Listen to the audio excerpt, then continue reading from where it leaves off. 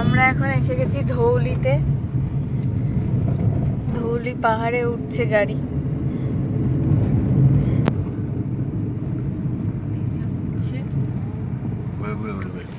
ঘুরে ঘুরে উঠছে।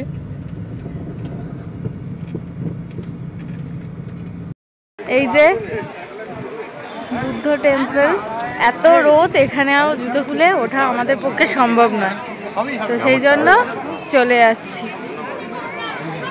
মানে সমস্ত জায়গাতেই আমরা যাচ্ছি, কিন্তু এত প্রচন্ড গরম যে মানে পারা যাচ্ছে না।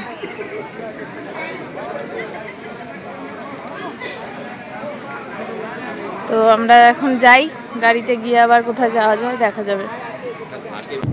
তো বুদ্ধদেবের ধৌলি থেকে আমরা একটা বুদ্ধ কিনেছি, মূর্তি কিনেছি, যেটা প্যাক হয়ে গেছে, ওই জন্য আর তোমাদের দেখাতে পারিনি। ওটা বরং ফ্ল্যাটে গিয়ে তোমাদেরকে দেখাবো যে কীরকম।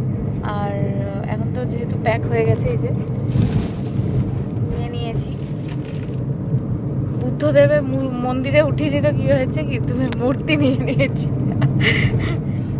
কারণ প্রচুর গরম আর জুতো খুলে উঠতে হচ্ছে, সাধারণ ব্যাপার, জুতো খুলেই উঠতে হবে। কিন্তু আর পাথরের তো খুব গরম, ওই জন্য আমরা উঠিনি, আর অনেকটা উঁচু, ওই জন্য উঠিনি।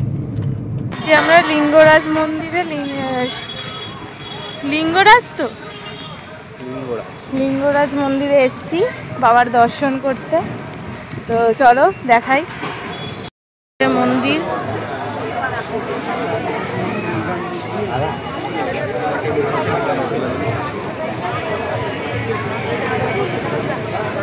এখানে মোবাইল ছাড়া মনে হয় ঢুকতে হবে। আমাদের ঘোরা কমপ্লিট, আমরা গেছিলাম ভেতরে ফাইনালি। অনেকগুলো জায়গায় ঢুকবো করে, ভেতরটা মানে একটু ঠান্ডা ঠান্ডা আছে, ছামা আছে, তো ঘুরে এলাম। খুব সুন্দর জায়গা। জগন্নাথ মন্দিরে যেমন প্রচুর সিকিউরিটির অভাব, এদিকে ওরা সিকিউরিটি মানে দেখছে, কিন্তু ভেতরে মানে এত ভিড়। এখানে সেটা নয়, এখানে সেটা মেনটেন করা হয় যে মানে গার্ড দিয়ে দিয়ে চলছে।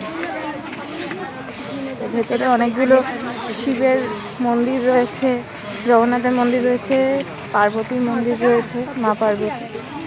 সেই সব দর্শন করে এবার আমরা বেরোলাম, এবার গাড়ির দিকে যাচ্ছি।